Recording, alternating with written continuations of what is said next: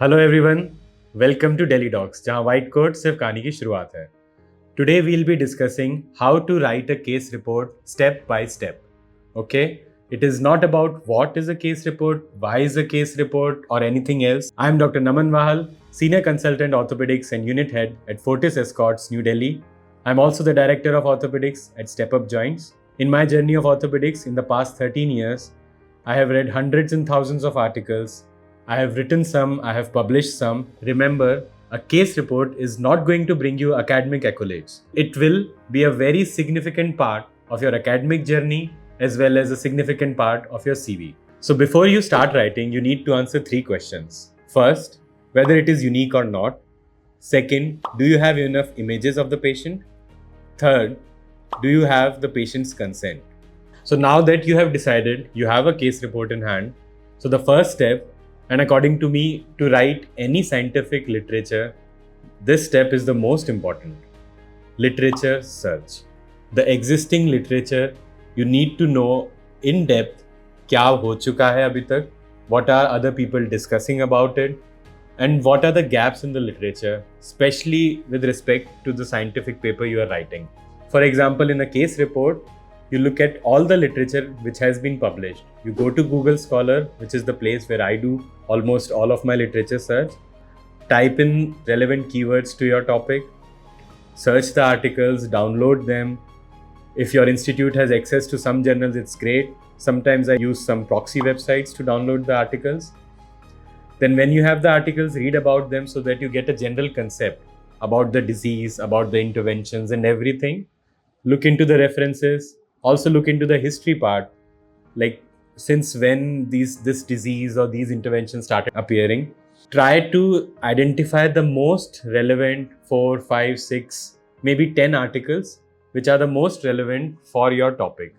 Make a list. Better would be to make a table out of it, which has the date, the area from where it was published. For example, the study was done in India, was done in USA, was done in Canada. So that is also important because it adds some credibility. Then the kind of patient demographic used, the kind of intervention used, whether they have mentioned the outcome, the follow-up. So now you have a table, you have a general idea कि क्या unique है इस case में. So the first step is done. Do not worry if this step takes up a lot of time because it is going to be the most important step. It will help you in writing. बाकी सब तो हो जाएगा. ये step सबसे important है.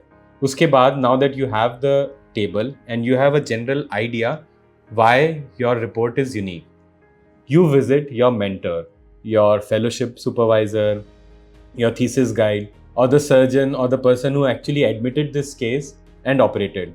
Because I am assuming you are either at the resident level or a fellow level or MBBS level. So it's not going to be your case. Just go to your professor, your supervisor, and ask him, what does he think? What do you think about this case? What does he think about this case? And he'll be able to give you an idea why he thinks this is unique. His or her perspective is most important because he has probably studied all of the literature you are going to present. And also he has attended enough CMEs and conferences and given lectures. So he has actually a better idea why this case is unique and why it might interest his peers or our peers. So now these 2 steps are done. Literature search is done. You have met your mentor and you have identified the uniqueness. The third step, now you actually start writing. Before you start writing, there are mainly 2 guidelines which you follow. One is given by the care group. It is a standard guideline you follow on how to write a case report. Another is JBI checklist. That checklist, you use it in the end. That is mainly designed for systematic reviews which take case reports and then analyze the case reports if it is even worth including in your review article.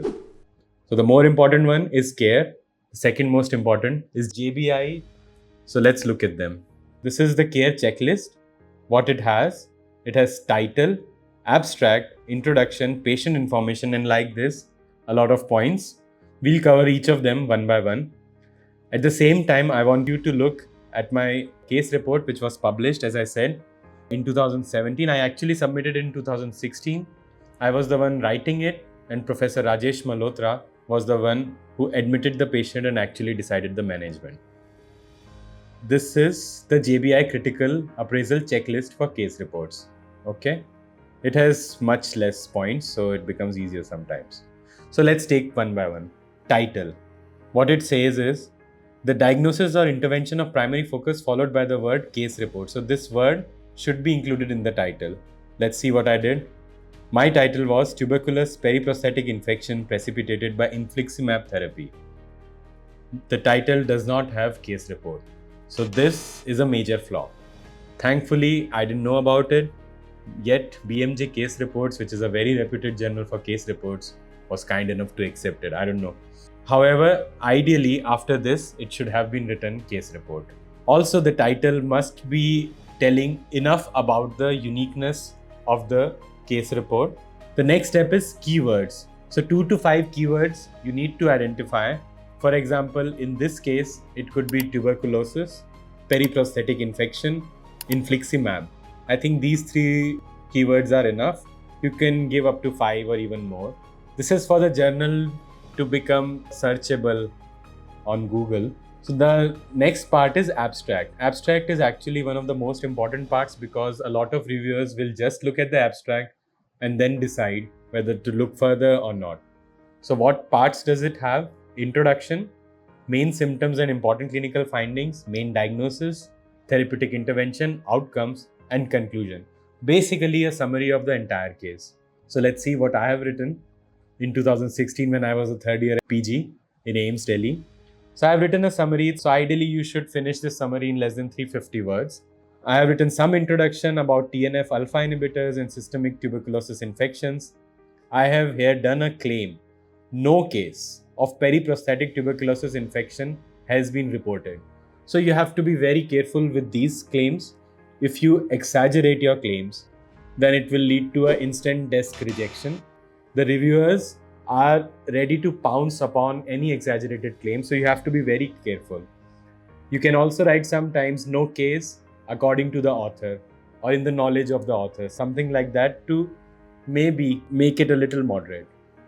So we report a case of 45-year-old man who developed periprosthetic tuberculosis infection soon after infliximab injection. So this is going to be our main context case report. We also discuss the need of pre-treatment awareness, high index of suspicion, early diagnosis and management of such case. These lines are good as conclusions. So I think the summary is not bad. Could have been better. Definitely I would write something better this time. Now we come to the next part, introduction. 1 or 2 paragraphs summarizing why this case is unique. May include references. That's an important point. You never include references in 2 areas, your abstract and your conclusion. Okay, so introduction is the first time you can start including references. So it says 2 to 3 paragraphs. Let's see what I wrote. Just 1 line. So this is definitely not a great introduction. Ideally, you would like to add some context here. What is the gap? Why do we actually need it? Then what you did differently. A little about it. 2 to 3 paragraphs should be good enough. Somehow this was also fine. So the next step becomes patient information, or actually you can write the heading as case report. So you have to, yes, this is very important, de-identified patient-specific information. The patient's name cannot come anywhere. The patient's identification number, for example, unique ID or CR number of the hospital cannot come anywhere. Then you write history, all kinds of investigations, interventions, clinical findings, etc., etc. If you see this word timeline, this is also again important. Everything in your report should be in chronological order. For example, here we start with 45-year-old man, 2 weeks of history. Then I start with some past history of Engspond, who was already operated in our institute. Then we go to investigations, what investigations we ordered. The clinical findings are already in the paragraph, ESR, CRP, CT scan, culture. Then we started ATT. So this was the intervention. Intervention I have written in investigations, not good. So these are the differential diagnosis, treatment, and then one of the most important part is outcome and follow-up. You have to mention the follow-up. The time duration of the follow-up becomes very important. A lot of journals would instantly reject if the time duration of follow-up is less than 6 months. So now that we have done discussed follow-ups and outcomes, So what they have written is diagnostic assessments. We included this in our report. Therapeutic intervention, we managed it conservatively, it was good. Follow-up and outcomes again. So clinician and patient assessed outcomes, great. Intervention, adherence, tolerability. Okay, it's good if you mention these. However, I did not. Then comes adverse effects and unanticipated events. This is very important. Either you say that there was no adverse effect noted, or you mention the adverse effect. Let's see if I did it. So my follow-up is 1 year. This is great. Then X-ray was done, CT was done to confirm the findings after follow-up. Then straight away discussion. So this point is missing. This is one of the most important point.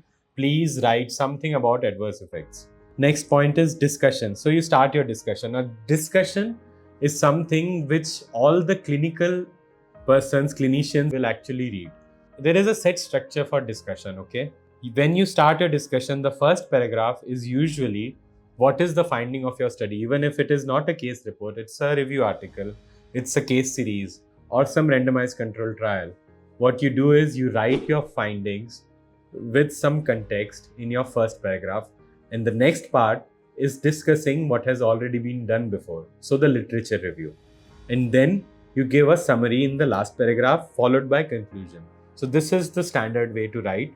You would also like to include the references to figures and tables in this part. Of course, you can also include references to figures during your case report as such, clinical description.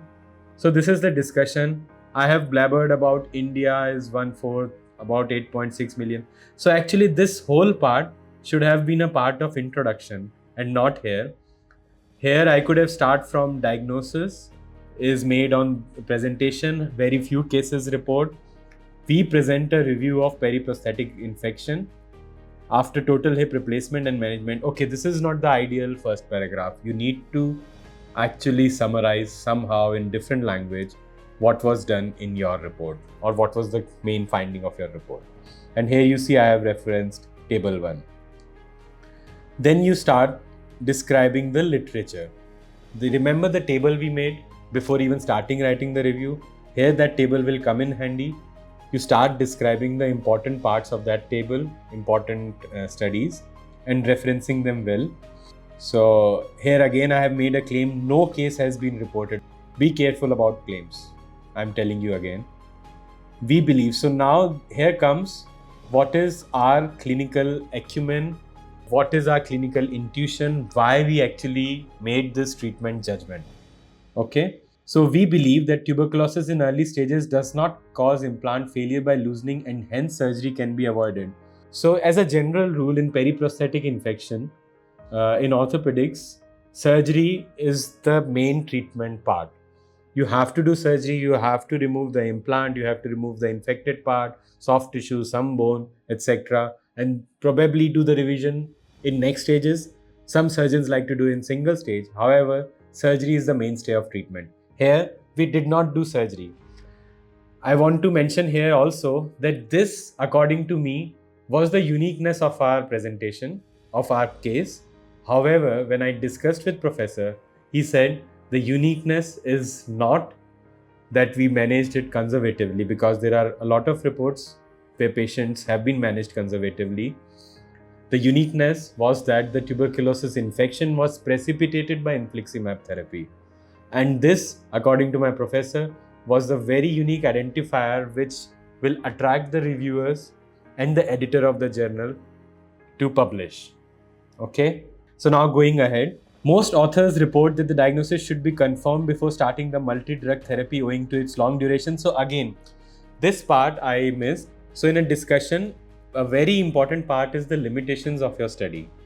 So again, I'll quickly enumerate the parts of discussion. The first paragraph summarizes your findings. Second, maybe third paragraph gives you a literature review, which tells about other studies done. Fourth paragraph, again a little summary. And in the same paragraph, you start writing about limitations. Whether it's a case report, whether it's a randomized trial, anything, you write the limitations yourself, because these limitations, the reviewer, the person who is doing the peer review, will identify and then mention and probably reject your report on that. So you identify yourself the limitations. Here, there was a clear-cut clinical limitation. We even started the multi-drug therapy, okay? Because in endemic areas, then I have explained, endemic areas such as India, you can actually start it because there is high index of suspicion, okay? Then I have blabbered about BCG vaccination, etc. We'll discuss about this table later. Okay, so the discussion is pretty much complete. Let's see what the care checklist has to say. So there is a primary takeaway lesson of this report. So the discussion, either the last paragraph or you write a conclusion, you have to write the primary takeaway at the end of the report in any scientific publication. In one paragraph conclusion. Then comes patient's perspective. This is a new thing. The care guidelines are available since 2013. More recently, I have seen patient's perspective being included in the case report. So yes, it's a good thing if you can write. The patient should share their perspective in 1 or 2 paragraphs. Okay, write that. Then informed consent. Some journals don't ask for it, but most journals do. Now going back. So here there are learning points. I have written in a tabular format. This was probably the requirement of the journal itself. They said to write some key bullet points. Here I have summarized whatever I thought was the learning points.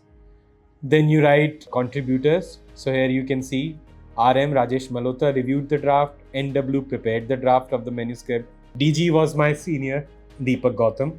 He helped in clinical and radiological evaluation. Then patient consent obtained. Peer review, external peer reviewed. This is for the journal to write. Now comes the references. Here you see there are 17 references. So ideally in a case report, references should be less than 30. You should only include the most recent ones and the most relevant ones. Let's go back to the care checklist. This is done. Let's see what JBI appraisal checklist was there. Were patient's demographic characteristics clearly described? Yes, pretty much. We described he was a 45-year-old male. What was the patient's history? Yes, it was described. Current clinical conditions? Yes. Diagnostic tests? Yes. Interventions? Yes. Post-intervention clinical condition? Yes. Adverse effects? This was not described. So you see, even in the critical appraisal checklist, we have one no. This is not nice. Does the case provide takeaway lessons? Yes, it does. So overall appraisal include, exclude. So this is to be decided by the person doing the review. As I said, JBI critical appraisal checklist is for the reviewer, not necessarily for the case report. Now that we have discussed the case report with an example, which I published in 2016, you need to know some very important points which can lead to instant rejection of your case report. Okay, the first and most important is plagiarism. You have to make sure that your report is not plagiarized. Either get it checked through Authenticate or any other plagiarism checker, or when you write it, write your own sentences. Then in that manner, it will not be called plagiarism. You can use 1 or 2 sentences from some very important article which you have referenced, but don't exaggerate, don't use more than 2 or 3 lines. So one is plagiarism. Second, the grammar, the language. This has to be good English. You have to be precise, use short sentences. If you are not very conversant with English, either use ChatGPT's help or use somebody who is very good with English. Then limit the use of abbreviations. If you are using abbreviations too much, the editor or the reviewer will reject it. And whenever you use one abbreviation for the first time, describe it. Use the full form. For example, here, let us look at our report. Here I have written ESR. I have mentioned erythrocyte sedimentation rate because ESR word was mentioned here for the first time. However, there is a mistake I noticed instantly, but I did not mention that in summary, I have here written TNF alpha inhibitor. This is an abbreviation. You have to write tumor necrosis factor. The full form whenever first time you use an abbreviation. Okay. So the next important point is authorship dispute. I have published one more case report on partial knee replacement where authorship dispute did arise. If an authorship dispute arises after the peer review has been done, there is high chance that your case report will be rejected. You have to make sure that the authors are aligned in the order of their number. For example, Rajesh Malhotra, he was the first author in this report. Deepak Gautam was the second. I was the corresponding author and the final author, Naman Val. This has to be clear. You cannot have authorship dispute. Then the next point is the case report cannot be too long. it has to be less than 2000 words. The abstract has to be less than 350 words. The reference list has to be less than 30 references. This is not a must, but by and large, most journals follow this criteria. Guys, this was all about how to write a case report. I gave you an example which I wrote as a resident. There were some mistakes in it. I hope you learned from those mistakes as well. Remember that case report is not about revolutions, it is about revelations. You reveal a unique case for the greater good of scientific community. If you found any mistakes, please write in the comments. If you need more information, also write in the comments. If you want another detailed video about how to write a letter to editor with an example, I'll make that one as well, but you have to comment. Thank you. Thank you for watching. Bye.